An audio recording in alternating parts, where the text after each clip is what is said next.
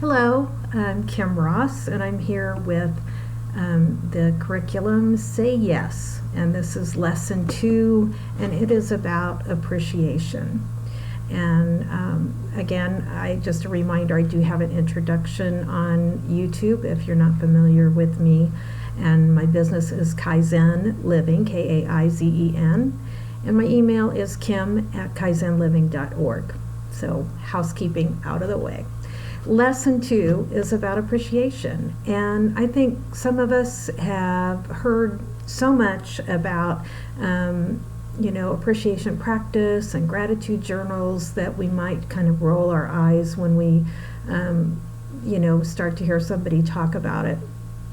Years ago, I think it was Oprah Winfrey that really brought the idea of a gratitude journal to the surface, and I think she has said it changed her life, and I certainly know many people who, following that practice, made a huge difference in their life. But I want to talk just generally about appreciation, and again, I know that some of us wonder how much difference it could make, but we appreciate our lives, we feel like we're grateful people, but it's really not enough just to notice our grateful thoughts.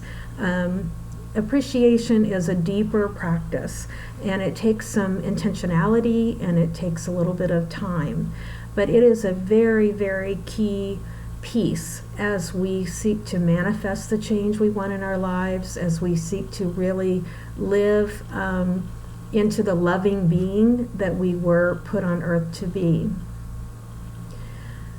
Abraham Hicks talks about the importance of finding areas of your life that you can very easily spend time appreciating.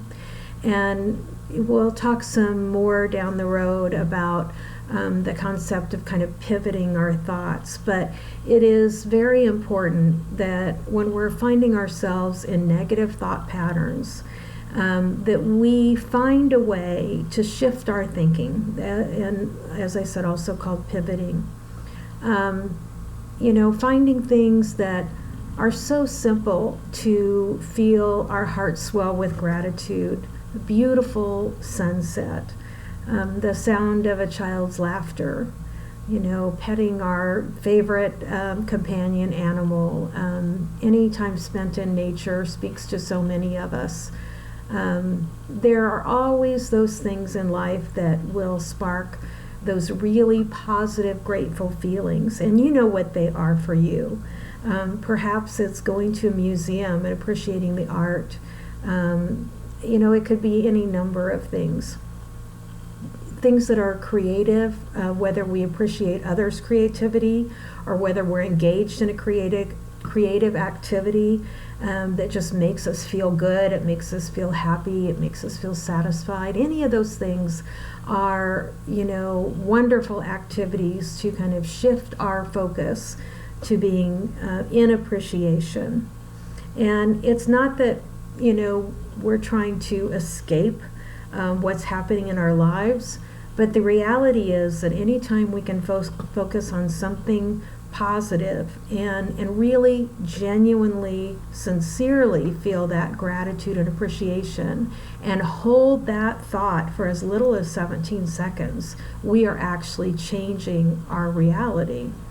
That is something that Abraham Hicks talks quite a lot about. And then if we can hold it for, I think it's 68 seconds, amazing things happen. I do want to ask you to spend a little time thinking about, what are those small things that that you can shift to. And if you want to pause this video and, even write down some things right now, that would be a good thing to do. And then spend a little bit of time just going deep into appreciation. Perhaps the sunset is your thing, and it's not sunset, it's noon, and you're in a crazy busy office. Find a way, even if it means going in the restroom by yourself, and find a way to absent yourself from the craziness, shut your eyes, and just envision the most beautiful sunset that you've ever seen. That's just a very small way that we can practice going into appreciation, because wherever we are, there are ways that we can use the power of our minds to take us wherever that we need to go to find peace and gratitude in our lives. So another suggestion I would have, and this was something extremely helpful to me as I first started really expanding my awareness of how to manifest my own reality, is to spend very intentional time as I was waking up and I was going to sleep, to reset my mind on gratitude and really go over those things that, as I said, just make your heart swell, that make you feel warm and comfortable and bring up very loving thoughts in your heart. One of the practices that my teacher encouraged and that I was very diligent about for quite some time, because it was difficult for me, was to keep a gratitude journal, and that each night before I went to sleep, I would write down 10 things that I was grateful for. And here's the tough part. Her recommendation was that 5 of those things had to be things that I was grateful for about myself. And that was a bit of a challenge for me at that time. But I did it, and I did it faithfully. And then as I was going to sleep, I would just ponder those thoughts, and let other positive images come into my mind. As I woke up, I would not rush out of bed, which actually, to tell the truth, that's really wasn't a big issue for me. I kind of like to stay in bed. But even to hit the snooze button, instead of going back to sleep or dozing, I would spend the time until the alarm went off again, just really feeling grateful for my life, thinking about the things in my life that, I could so easily be grateful for if I didn't just rush past those thoughts, and instead of lying in bed dreading the thought of the alarm going off again, or trying to doze, I was using that time in a way that really benefited me, and I highly recommend it. The other practice I would suggest too, as we move forward through these lessons, and this is something again that I was taught well by my teacher Jessica Ahlstrom from Transcendence Wellness, is to keep a journal with me, all the time. And as you begin this practice of really getting deep into how to use the law of attraction for your benefit, all of a sudden things will start happening. Synchronicities will just start flying. But also you'll receive messages in multiple ways. And I've noticed for many years that when I am supposed to pay attention to something, it will come to me often in 3 different modes. It could be through different people. It could be just something in printed material that's come to my attention, but somehow the same concept will come to me at least 3 times. If I haven't paid attention to it before that, by the 3rd time it does get my attention. I've gotten a little bit faster about noticing those things.